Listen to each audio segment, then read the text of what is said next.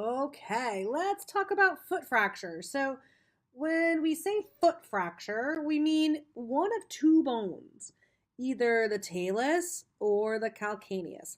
So, those are the two bones that when they fracture, they have sort of special little rules that we have to think about, special little things we have to think about. So, that's why I'm going to talk about the talus and the calcaneus. And we're going to focus on those two types of fractures today. Anybody who has worked with these guys, any surgeons who work with a lot of foot problems will tell you that foot fractures, they're kind of a challenge. There's definitely some issues with good outcomes for foot fractures, and we'll talk about why that is in just a little bit. But just to let you know, don't get discouraged with your patients. You're not going to see these foot fractures a lot. But when you do, don't get discouraged if their outcomes seem to be challenging for you. Because compared to other bone fractures that tend to heal up pretty well, these can have problems. So here's the deal. One of the reasons is because the bones, the anatomy of the bones, the talus is kind of an interesting design. There is a body, a head, and a neck. And you can kind of see those on the picture down at the bottom right. So the head is to the far left, the neck is just next to it, and then the body is to the right. And so it's important to recognize that because it's the widest along the anterior part, and it kind of allows for less rotational movement for the way it's designed. But the design is a little bit weird. The blood flow is a little bit weird. I'm going to show you what that looks like here in just a little bit. And also, the cartilage is also not around the entire bone. So you can kind of see, again, in that picture on the bottom right, the articular surfaces, you'll see where they articulate with the tibia, and then also where they articulate with the navicular bone. That's where there is cartilage. So 60% of it has cartilage, of the bone has cartilage, but only a small amount of it actually has good blood flow. So that is a problem. We don't have good blood flow to the cartilage around the bone. So that can be an issue. You also get relatively good stability. The bone itself really should not move very much, right? The talus, when we think about it, the way it sits between the tibia and the navicular bone, the calcaneus, it shouldn't have a lot of movement. So the way that it fractures is usually with some sort of forced dorsiflexion and inversion of the angle. So what's going to cause that dorsiflexion and inversion? It's usually some sort of fall, some sort of big trauma where they're ending up in dorsiflexion and inversion. So avascular necrosis definitely happens with these guys when there's a fracture, because if you look at this blood flow, see how we've got one set of arteries on the left there that kind of provide some blood flow to the head and the neck, and then we have this one artery that provides blood flow to the body, and they don't really they don't cross each other, and they don't give good blood flow to the areas where there's cartilage. So that's a problem. So when a fracture, let's say, happens in this picture, you can see how we lose blood flow to, in this case, I think that's the body.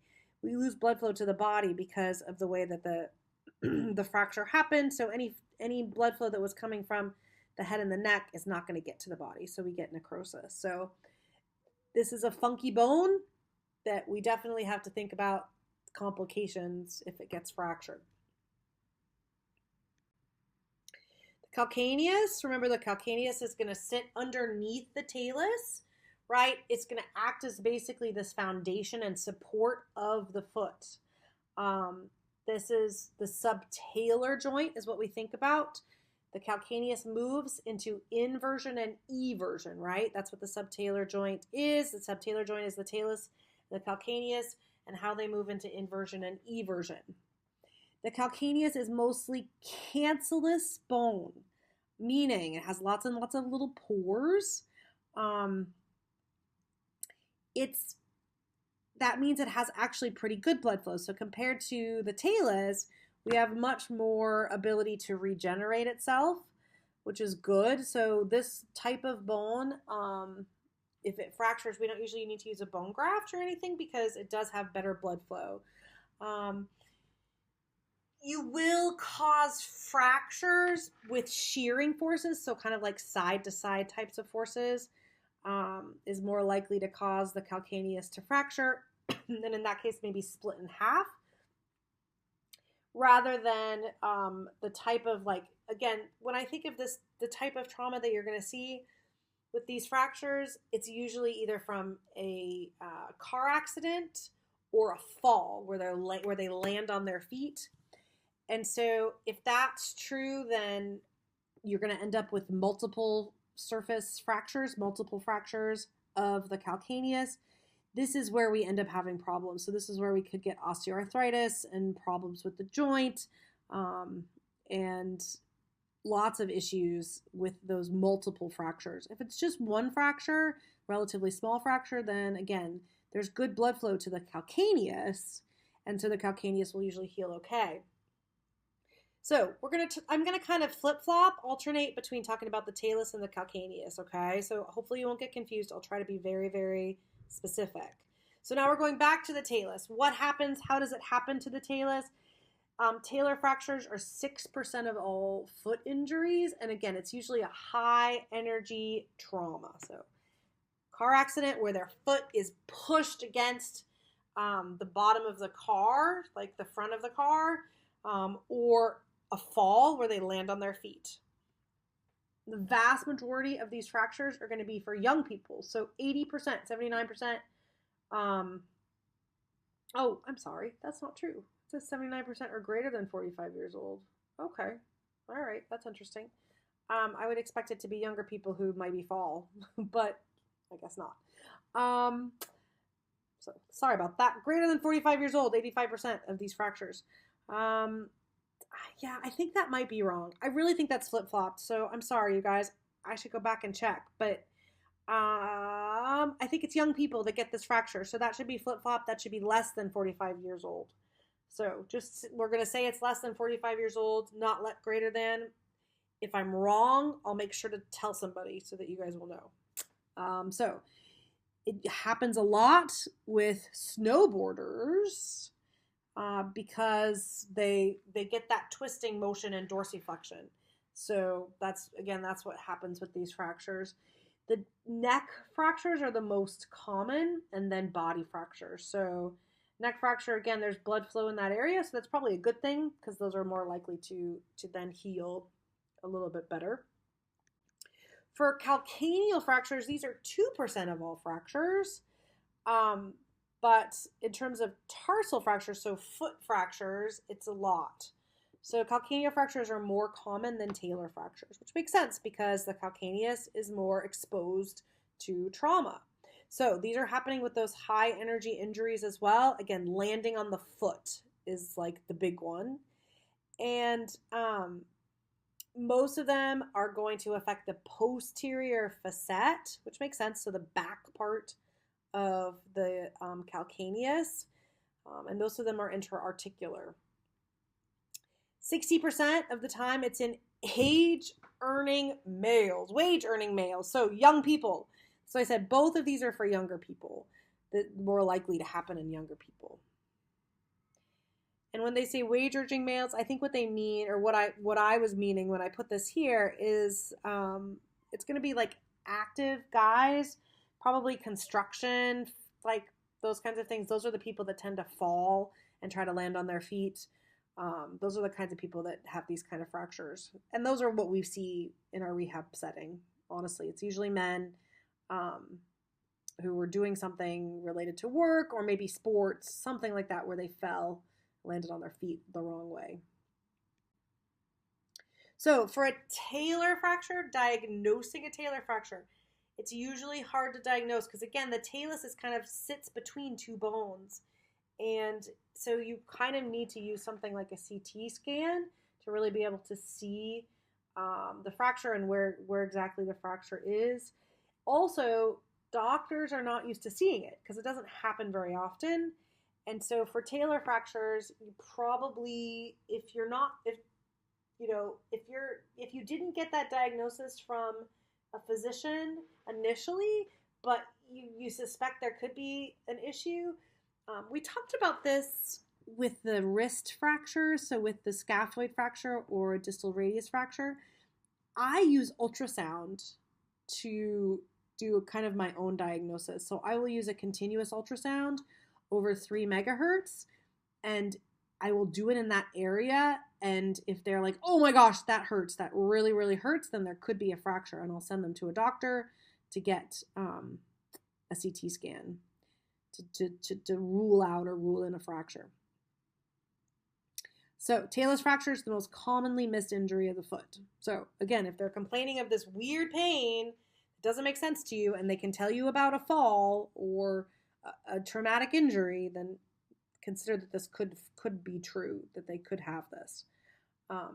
So they're usually not going to be able to wait very, very well. They may have swelling.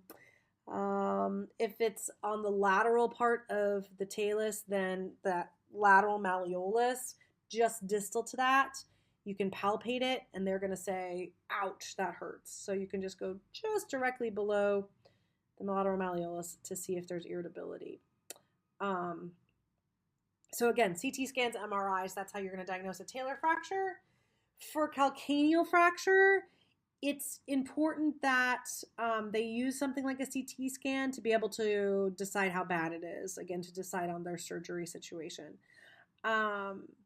You also, with a calcaneal fracture, again, it's usually some sort of injury, like big trauma, so it should be pretty obvious. But they might miss it, and if they do, you might look at the heel and it might not look like it's lined up very well. Again, they're not going to be able to wait very, very well, and they're going to have pain and edema. So most of the time, we're not going to be diagnosing a calcaneal fracture. We might have to diagnose a talar fracture, so just keep that in mind. But this is kind of how they do it, is CT scan, MRI. So if they're going to be non-operative, they're going to probably choose to do, basically, if the talus is a non-displaced fracture, then they're probably not going to do surgery. So if it's lined up pretty well, they're not going to do surgery. And in that case, like you can see in this picture, they had an ankle fracture. So they had to do surgery for the ankle, but they did not do surgery for the talus. And so they put them in a cast. They'll put them in a cast because they're probably doing that in this picture for the ankle fracture. And so they'll cast them for 6 to 8 weeks, and then they will then they allow for mobilization, allow for movement when the trabeculations can be seen at the fracture site. So that's what this picture is showing. You can see where there's bone that's kind of filling in the space. If there's bone filling in the gap, then we can start doing mobilization. For the calcaneus, we're also going to be non-weight bearing, but they don't suggest using a cast. So we would prefer that if they are non-operative, which they're going to choose to be non-operative, again, for the same thing. So if it's a non-displaced fracture, just like with the talus, then they can go non-operatively. However, with this patient population, the non-operative group for the calcaneus does not do as well. Okay, so the outcomes are better for calcaneal fractures to do surgery. So we're hoping that they choose to do surgery, but if they don't, they're going to put them in a cast. They're going to put them hopefully in a boot because we want to be able to mobilize. So they're going to hopefully put them in a boot, non-weight bearing boot. You can use things like cold and modalities for pain control. And then early active range of motion, really important. Active range of motion. You can see that the hind foot, the subtalar joint is going to be significantly stiff with this group usually. So we need to do lots and lots of mobilization. So dorsiflexion mobilization might be helpful for a calcaneal fracture, but really you're thinking more inversion, eversion for this group. They also will likely require some sort of shoe adjustments eventually. Again, the outcomes are not that great for either one of these kinds of fractures for different reasons. But for this group, they'll probably have some deformity in the foot. So they're going to need to think about shoes, usually with like a wider heel base, to make them more comfortable once we're done.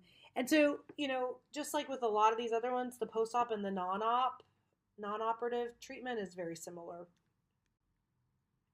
So when do we do talar fracture? If it's an open fracture, if there's a lot of nerve problems, if there's a dislocation. So if it's just a fracture that's a basic fracture, they're probably not going to do surgery, and they're probably going to do just fine without it. But if it's this bad, if it was a really, really bad fall or a really bad car accident or something, then they're probably going to do surgery. For calcaneus, they're going to do it more frequently. They're going to want to do it more frequently. So they're going to choose to do it if they can't get good alignment when they're standing. They're going to choose to do it if they're younger people. If they're people who aren't going to be as active, honestly, then they're going to choose to do it. If there's injury to tendons or compartment, like the medial compartment, like the deltoid ligament, or maybe the tibialis posterior, so any of that soft tissue, then they're going to do surgery. And then obviously displaced fractures. We always talk about if they're displaced, if they're not lined up, we're going to need to do some sort of internal fixation. So the surgery for the talus, we're going back to the talus. Like I said, we're kind of going back and forth. We're going to need to reduce it, line it back up again, and do it as quickly as possible. So this is one where we're not waiting at all. We're doing it as quickly as possible. And we want to keep the blood supply really good. So that's the way we can help with that, is to get it lined up. Make sure that we don't lose blood supply. And then we usually use 2 screws and a little bit of wire if necessary. And then if there's an issue with the neck itself, they're going to use, again, an ORIF, some sort of fixation. So doing surgery as soon as possible can help with avascular necrosis. Sometimes they may wait a day or 2, that's fine. But again, if they're waiting longer than that, then there's much more likelihood that we're going to get avascular necrosis. For the calcaneus, they actually will wait. So again, remember, the calcaneus has better blood flow, so they can wait for a while. They have more diffuse blood flow, so the blood flow is kind of throughout the whole bone. So they can wait for a while. So they do wait. They wait for the edema to go down because there's usually a good amount of edema. And then they'll use some sort of screws, plates, those kinds of things, most common. You can see that in this case they use what are called Kirschner wires. So that those wires are not so big and thick, so the blood flow can be, preserved as much as possible. Think of a big screw going through there. You're going to lose some options for blood flow, but those wires are going to make it a little bit easier to keep good blood flow. And then they may need to use bone grafts, but again, we said that this has pretty good blood flow, so they don't usually have to do a bone graft. They could do an arthrodesis if the fracture is bad enough. So a Saunders 3 or 4, and this actually shows you a picture of an arthrodesis. So arthrodesis is where they have to kind of fuse everything together. So, they have to go through the navicular bone, they have to maybe go through the talus. So if it's a really bad fracture, they may just fuse the whole hind foot, the whole back of the foot, all those tarsal bones. So as I alluded to earlier, complications. Talar fractures have the most complications, okay? Avascular necrosis is present in 33% of your patients, but arthritis. So remember, we've got those areas where there's cartilage. We want to keep that cartilage if we can, but the cartilage breaks down after fractures. So 68% of them will get arthritis, 33% necrosis, 20% malunion, or possibly a non-union.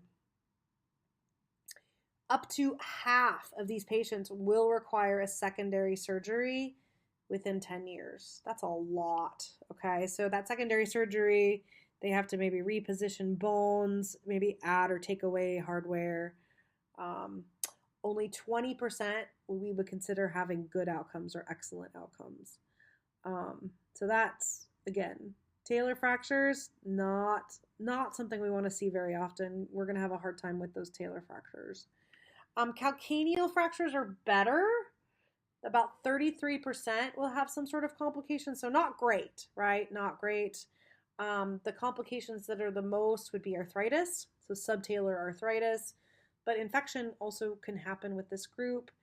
DVT is not as bad. DVTs are not too big of a thing, but they oftentimes will have the bone, again, change shape, either from the surgery or non-operative situations. So the bone is not lined up as well, and that can lead to pain with all weight bearing, barefoot, or running. So anything that's causing more impact to the calcaneus directly can be very painful. So this is the most common thing that we will see. Again, just kind of doing patient education to wear like good padded shoes, cushioning regularly. That can be helpful with these group. So preoperatively, it's going to be a lot of like elevation and compression and trying to get the edema down. So if they have to wait, again, with the calcaneus, they may wait. And so if they're waiting, you need to kind of make sure that they are doing the right thing to keep the pain down. And we're going to teach them how to be non-weight bearing because these guys are non-weight bearing. So as I go through the protocol with these guys, with these problems, that I'm going to put them both together. So if there's something specific related to the talus or calcaneus, I'll let you know. Generally, in terms of timelines, calcaneal fractures are going to be more conservative than talus fractures. So it's a little bit weird because we say that the calcaneus actually has better outcomes. So you think maybe they would be more conservative with the talus, but they aren't. And I think it's just because of, again, the alignment of the bones and the fact that talus is kind of in between other bones. But I don't know why. I don't have a great reason. But that tends to be the case for doctors, is that they'll go a little bit slower with calcaneal fractures. So we are non-weight bearing. Both fractures are non-weight bearing initially, but we will start doing early active range of motion as much as possible. So we're hoping that they're non-weight bearing, they're in a boot, so that we can take them out of the boot and do active range of motion of the ankle foot as soon as possible. We also want to make sure that other joints are doing okay in the foot, and we want to make sure that they are staying active. Because again, these are usually young people. These are less than 45 years old. And so we want to make sure that they, hopefully can go back to work, hopefully can go back to doing the activities that they were doing before. So patient education, non-weight bearing, we want to make sure the scar's okay, that they don't get infection. For talus fractures, again, they tend to be less conservative. You might see a doctor say partial weight bearing. They may allow for that initially. I would be really surprised in China if they do, but in other countries they probably could. They are going to say some sort of cast, usually 6 weeks, 4 to 6 weeks. And you probably want to be in a wheelchair that allows for the leg to be elevated so that they cannot have significant amounts of edema pooling around the talus or the calcaneus. If they did a bone graft for the calcaneus, I know we said they don't do that very often, but if they did, you might actually get weight bearing earlier because with a bone graft, we want the doctors to recognize that loading is good to help with bone grafts. And so you may get that occasional case where they ask the patient to weight bear earlier with a bone graft. So again, phase 1 treatment is a lot of pain management, elevation, those kinds of things, teaching them how to do non-weight bearing with crutches, passive and active range of motion as soon as the wound is healed. So you are getting that ankle foot moving, usually a week, 2 weeks after. And you could do it even earlier as long as you're not putting pressure or stretching out around the wound.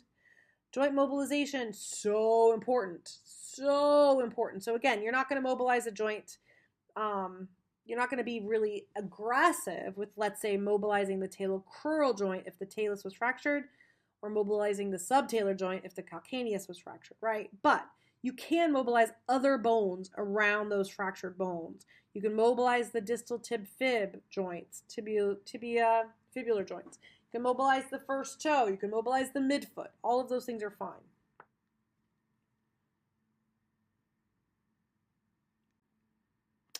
So phase 2 is starting week 8 and going till about week 16. Again, talus, they may be weight bearing already, so we might go into this phase a little bit earlier with a talar fracture. But we're still working on pain management and swelling management. So finding ways to elevate, to decrease edema, but we do want to start doing some partial weight bearing, some weight bearing type things. So with that being true, they're going to get some more swelling. Okay, so we just want to do patient education, which we'll talk about in a second, to help them understand that there is going to be swelling, and the swelling can be pretty bad with these fractures. So we want to do weight bearing, but make sure that they're also, when they're non-weight bearing, getting in good positions to decrease swelling. We want to make sure that we prevent any necrosis that might be happening. And you want to get their range of motion to 50 or 75% of normal during this phase. So this is a couple of months. This phase is a couple of months. So we're spending a lot of time on active range of motion.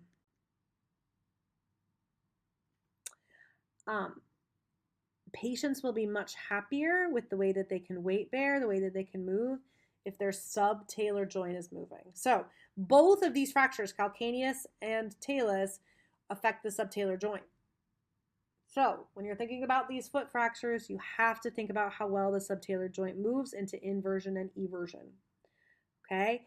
When they are partial weight bearing, as you're starting to increase their weight bearing, you want to make sure that they do not have any varus or valgus stress, especially on the talus. Okay? Varus and valgus stress, you don't want them going into too much pronation or too much supination. So again, they may be wearing something to kind of help control or stabilize the foot if you're worried about that varus and valgus stress. Hardware only, you could really start doing functional stuff starting at about week 12. So like regular walking, full weight bearing starts at week 12. If they had a bone graft, you can start a month earlier at week 8, again, because we want to load that bone graft. So they might be weight bearing earlier, and they might be doing full functional activities by week 8. So functional, again, full weight bearing, things like stairs, long walks, those kinds of things. So again, phase 2, which is going to go until about 3, maybe even 4 months post-op. We're still kind of sticking with partial weight bearing, working our way towards full weight bearing. So again, this is pretty slow. Active and passive range of motion. So you can teach them how to do passive range of motion, especially inversion, eversion, subtalar movements, okay? Active range of motion. They're probably going to love being in the pool because it unweights the bone, so it still allows for good mobility, good motion. You can work on mechanics in the pool, but they're not having that pain. You can do pain-free open chain exercises, so like resisted inversion, eversion, plantar flexion, dorsiflexion with the TheraBand, with resistance band. That's great.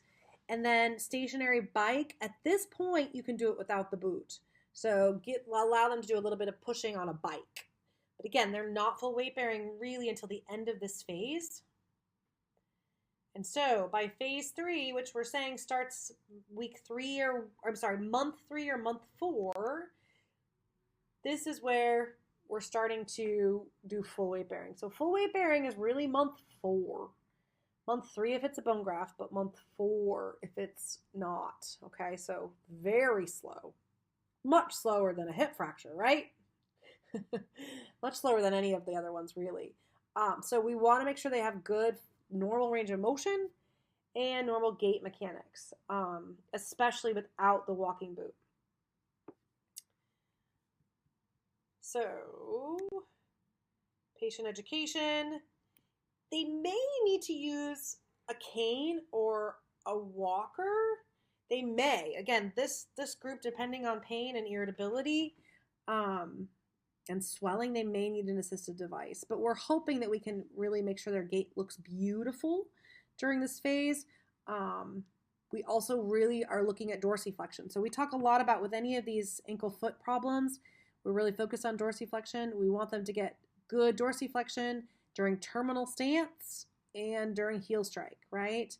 So heel strike, you want to be able to control the lower extremity so they're not throwing down their foot, because that's going to really hurt the calcaneus and the talus bones. And then also inversion mobility is another big one. So making sure they can control supination during mid to terminal stance.